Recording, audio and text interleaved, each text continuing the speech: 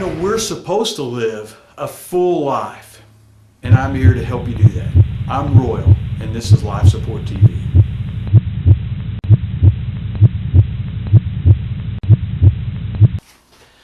So I'm in the middle of this series on anger. This is the second video. In the first video, I talked about the fact that anger itself is not a sin.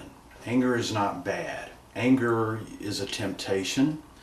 It's tempting you to act, either act good or act bad. Anger, I think, is a gift because anger actually lets you know that something needs to be changed. Something either needs to be changed on the inside of you, which is the case most of the time, probably 99% of the time, or something needs to be changed on the outside to make it better what's going on the inside.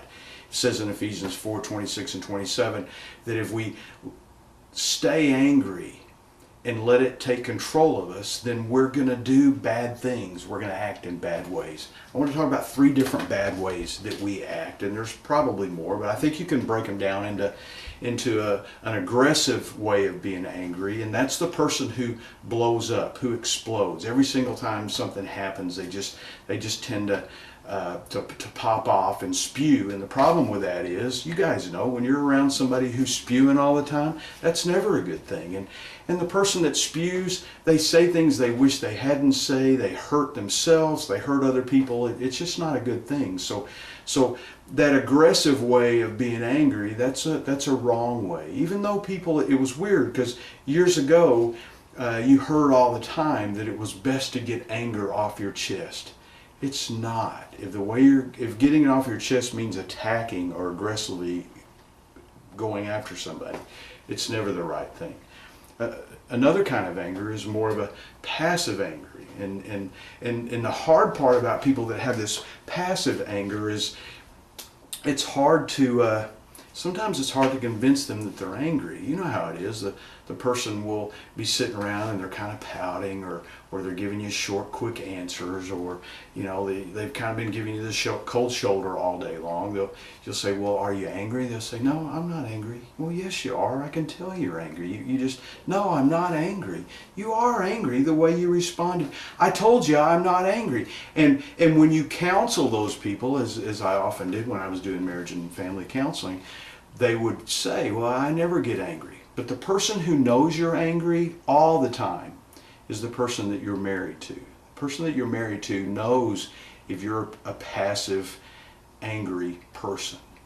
Then there's the person that's kind of a mixture of both. There's a person who's they try to keep everything under control, and they're not really processing the anger except to make themselves more angry and more bitter. And what'll end up happening is these people really have kind of a long fuse.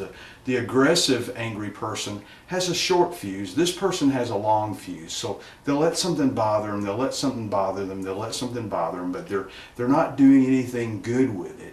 And then all of a sudden, one day, they'll just blow up all over the place, and they'll do something crazy or stupid, or they'll hurt somebody's feelings, or they'll hurt themselves. And that's not a good way either. Those are all wrong ways. When you take anger and do anything with it besides process it and let it help you change who you are and how you look at life, and make yourself more right. If you do any of that stuff, it says in Ephesians 4:27 that you're giving the devil a foothold. He's got something that he can hang on to make you do the things that you're not supposed to do. So what happens if a aggressive angry person marries a passive angry person? What does that look like? We're going to talk about that in video number 3 on anger. Thank you so much for watching. If you wouldn't mind subscribing down below, or sharing this video with somebody, or making a comment, I would appreciate it. I'm Royal, and this is Life Support TV.